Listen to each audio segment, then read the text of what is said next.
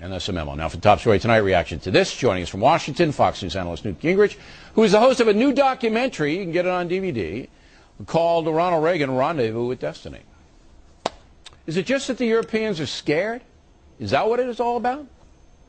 Well, look, I think that the Europeans have had some 65 years of sheltering behind the United States. We provided the muscle for NATO. We were prepared to defend them from the Soviet Union. We ended up being involved in conflicts around the world. And largely, they've been able to live in a nice, pleasant dream world where there were no threats, there were no difficulties.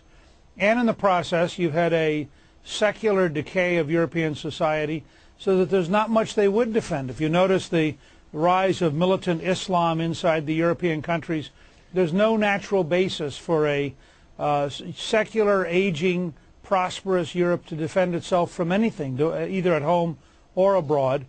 But in addition, my fear is that, and I think I probably disagree with you on this, Bill, I think President Obama is actually in many ways a pan-European in his thinking about the world.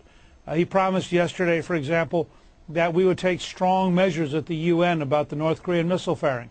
The fact is the UN meeting yesterday was a joke. The Chinese and the Russians refused even to consider the missile firing a problem. Nothing will be accomplished. And the North Koreans, like the Iranians, will move forward with their efforts to get nuclear weapons and missiles as delivery systems. Okay. But you don't believe Barack Obama doesn't understand the Europeans being cowardly in the face of worldwide terrorism. He's got to get that, right? No, I don't think he has to get anything. But it's look. Germany won't fight at all. Germany won't put one guy and attack the Taliban. And you're telling me that Barack Obama doesn't get that, doesn't understand that these are only allies in name, not in deed? Well, remember, he's got to understand that. Remember, half the people who helped him in the primaries wouldn't have anybody in Afghanistan or Iraq or anywhere else. I mean, there's a pretty strong anti-war movement in the Democratic Party left. Just because they helped them doesn't mean he buys into the madness that they espouse. But see, this is what I don't understand. If you have a president, and on Friday, I don't know whether you saw the program, but I said, look, I understand Barack Obama going over humble. I get it. You know, he wants people to help the United States. He wants to convince them that we're not arrogant, that we will consult with them. And that's a good thing for all of us. It may tee us off because we don't like to see humble pie abroad. That's an American tradition. But it's not dumb to do that. But now we reach a level where there is no justification for for Germany's Chancellor, Merkel, to basically look them in the eye and go, we're not going to help you in Afghanistan. We're not going to help. You know, if they do that to me, then I said, well, you know, Ms. Chancellor, we're going to have to take action and pull our guys out of Germany or some kind of a thing that's unacceptable. But I don't think we're going to get that from President Obama. Look, Bill, I think where you and I disagree is, you know, if you had a teenager and they kept running out of gas because they couldn't figure out that E meant empty, and so after about 6 times in a row you pick them up with the car sitting on the side of the road, at some point you'd hope the teenager would learn that E means empty. Now, the fact is the State Department cannot learn, after 30 years of trying to deal with the Iranian dictatorship, after 20 years of trying to deal with the North Korean dictatorship, after years of trying to get the UN to do something good, after years of trying to get the Europeans to do something good, we keep coming back with this naive view that somehow if we smile at him, if we say nice things to him, if we bow to the Saudi king, which the president did, which I thought was frankly not very good when President Bush did it, and I don't think it's very good when President Obama does it.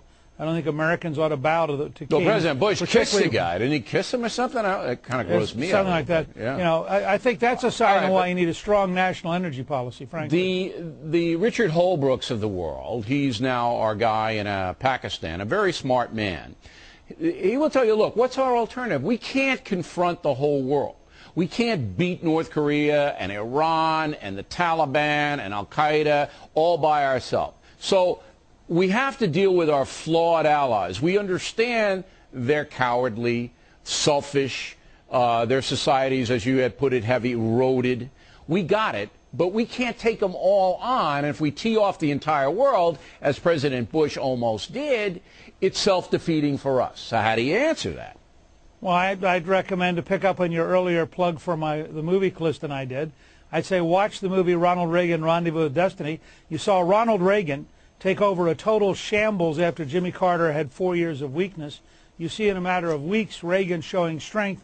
And Reagan said to our allies, look, I'm going to get up every morning and do the right thing, and I'm going to try to carry you with me as far as I can. But I'm not going to do the wrong thing to make you feel good. And he had very tough fights. And we tend to forget how hard some of those conflicts were. But at the end of that period, the Soviet Union disappeared.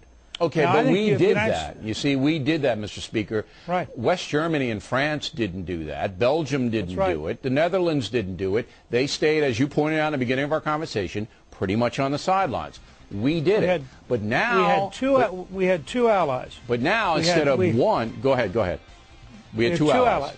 Margaret Thatcher in Great Britain and Pope John Paul II in the Vatican.